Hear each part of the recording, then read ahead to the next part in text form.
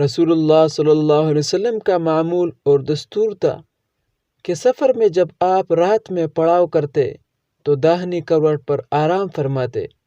اور جب صبح سے کچھ پہلے پڑاؤ کرتے تو اپنی کلائی کھڑی کر لیتے اور سر مبارک اپنے ہتھیلی پر رکھ کر کچھ آرام لے لیتے۔ اہل عرب عام طور پر رات کے ٹھنڈے وقت میں سفر شروع کرتے تھے، پھر اگر سفر سویرے سر شام شروع کرتے تو کسی مناسب جگہ ایسے وقت آرام کے لیے اتر جاتے اور وہاں پڑاؤ کرتے کہ رات کا کافی حصہ باقی ہوتا تھا اور سونے کا کافی موقع مل جاتا تھا، اور اگر سفر دیر رات سے شروع کرتے تو آرام کے لیے صبح سے کچھ پہلے اتر جاتے۔ حضرت ابو قتادہ رضی اللہ عنہ کی اس حدیث میں بتایا گیا ہے کہ حضور صلی اللہ علیہ وسلم جب ایسے وقت اترتے اور پڑاؤ کرتے کہ رات کافی باقی ہوتی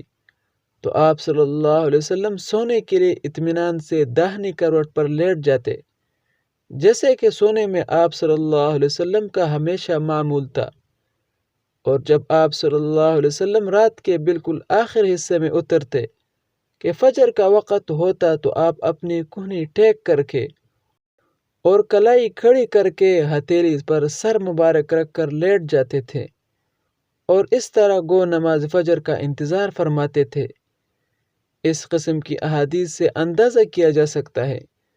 کہ صحابہ کرام نے رسول اللہ صلی اللہ علیہ وسلم کے لیٹنے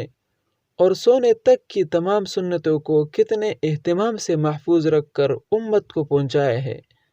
اللہ تعالیٰ ان کی اس فکر کاوش کا ان کو بہتر صلہ عطا فرمائے اور ہم کو اتباع اور پیروی کرنے کی توفیق عطا فرمائے۔ آمین یا رب العالمین۔